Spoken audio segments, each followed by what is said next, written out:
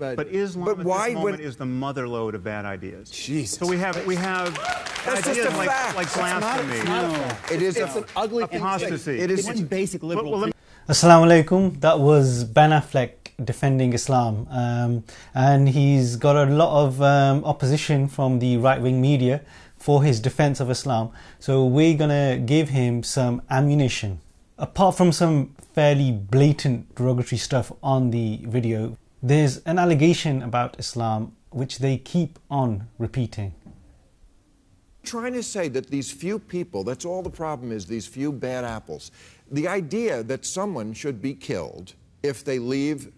It's not. It's based on facts. I can show you a Pew poll of Egyptians. They are not outliers in the Muslim world that say like 90% of them believe death is the appropriate response to leaving the religion. You know, okay, let me just give you what you want. There are hundreds of millions of Muslims who are nominal Muslims, who don't take the faith seriously, who don't want to kill apostates. So what they're saying is Islam teaches that anyone who is a Muslim and then recants on his faith, becomes a non-Muslim, he is subject to the death penalty. This is completely false allegation. It has nothing whatsoever to do with Islam. There is not a single verse in the Holy Quran which says that you should kill an apostate. The people who make this allegation, what they will do is they'll get out some verses of the Holy Quran, take them out of context, maybe put a ... between the lines, and then say, yeah, see, this is what we told you, this is what Islam says. It's completely wrong. There's not a single verse in the Holy Quran which says punish an apostate, a human punishment for an apostate. So I'm going to prove this from the words of the Holy Quran.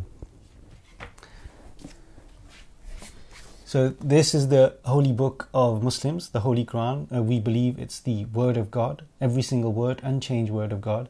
Let's see what the Holy Quran says about the freedom of religion and to profess the faith in whatever faith you believe in. The first part of the Holy Quran I'm going to present. A'udhu billahi minash shaitanir rajim. Bismillahir rahmanir rahim. La ikraha fid din. There is no compulsion in religion.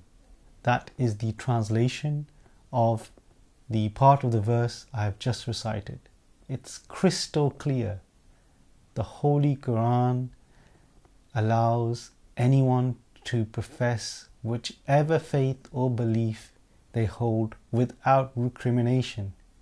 It's a fundamental of Islam, it's a fundamental of the Holy Quran, and this was laid out 1400 years ago. It's way more advanced than the present, or what present day society has finally come to the conclusion that we should have freedom of faith. The second verse I'm going to present reads as follows. Innal lazina amanu thumma kafaru thumma amanu thumma kafaru thumma izdadu kufran lam yakunillaha liyaghfira lahum wala liyahdiyahum sabila.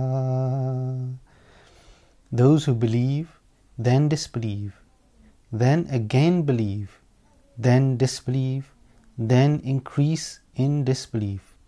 Allah will never forgive them, nor will He guide them to the way. So in this verse, it makes it crystal clear there is no recrimination, no comeback on this verse. The Holy Quran is saying that if someone believes, then disbelieves, then believes, then disbelieves, is there a punishment? Human punishment? Not at all. God says He just won't guide them. How can they believe, then disbelieve, then have the opportunity to believe and disbelieve again if the punishment was death? So it's completely wrong. Now what the opponents of Islam will do is then they will bring something which is called the hadith, the sayings of the Prophet Muhammad, peace and blessing of God be upon them. And they'll bring in unreliable sources. These sources are written about 200 or so. The earliest sources are written around 200 or so years after the passing away of the Holy Prophet Muhammad, peace and blessing of God be upon him. And they'll bring these sources in, and some of them they'll be unreliable and they'll try and prove it. But the fact remains, the Holy Quran is the primary source to understand the teachings of Islam. Nothing, no other teaching, no other hadith, nothing should contradict the Quran. If it does, then we have to reject that hadith and say that it was not said by the Holy Prophet ﷺ. It's a simple Islamic principle that the Holy Quran is the number one source. Anything that contradicts that, then we can't accept that. So the Holy Quran is crystal clear. So Ben is right when he says this. So hold on, are you the person who understands the officially codified doctrine of Islam?